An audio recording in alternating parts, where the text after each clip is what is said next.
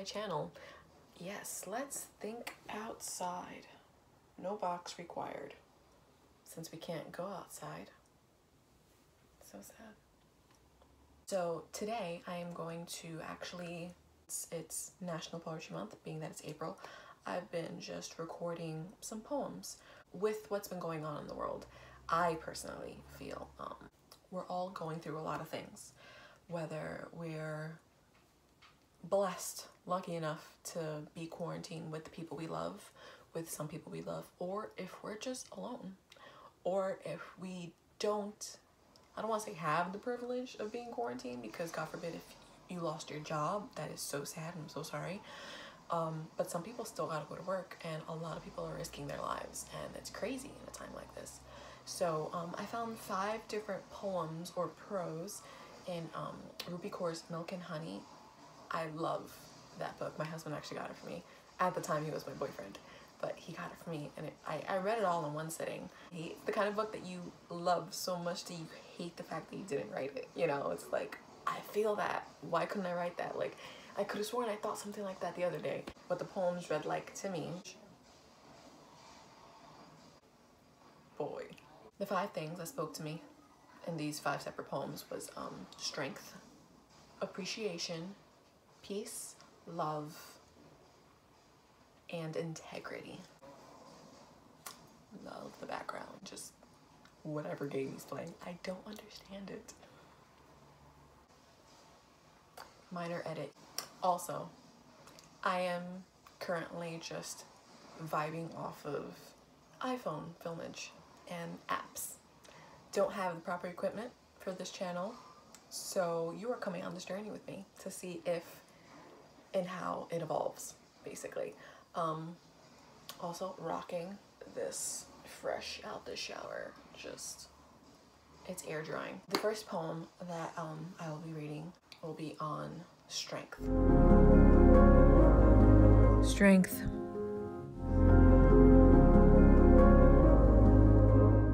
Stay strong through your pain. Grow flowers from it. You have helped me grow flowers out of mine. So bloom beautifully, dangerously, loudly, bloom softly, however you need. Just bloom. Also, just like side pan, this is my husband's shirt. Do you ever just like you have all the clothes in the world, but for some reason your significant other's clothes just feel better? Say comments down below if you do that, or if you don't do that. Oh my god, the background. So I'm currently on the floor in my bedroom, in our bedroom. It's my bedroom, because of what's going on 2 rooms down. Granted, it's 2 rooms down and you still hear it, but we don't have a door. It's like a curtain. It's a very open concept type of living. Wow. You're on this journey with me. We're family now. So I've literally come closer to my cell phone so that you can hear me, not the background noise. So let's see how that works out. The noise has stopped. Okay. I spoke too soon. Okay, so the first poem on strength, I have my trusty notebook here so that I can reflect on it as I'm talking to you. I literally titled it Strength because it starts off saying stay strong. But I think that there's a beauty to this. When you think of flowers, you think of pretty colors. You think of roses, I'm sure, maybe sunflowers, because flowers is in the title, or whatever your favorite flower is. You don't necessarily think of plants.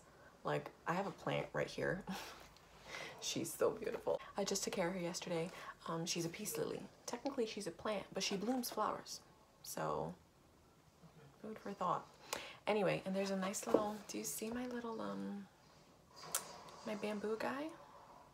I just took care of him yesterday. As well, yesterday was just plant care. I will be uploading that video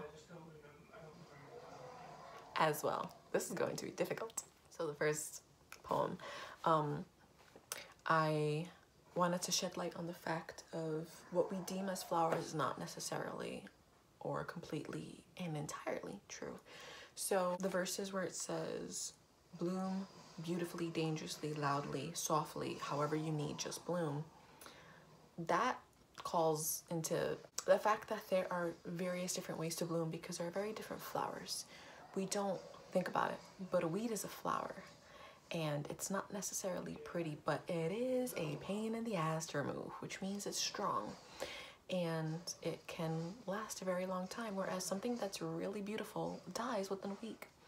Those flowers my husband and my best friend got me for my birthday, and I have this thing that I love to dry out roses. I love to dry out roses. I was gonna say flowers, but it's mostly roses, and keep them.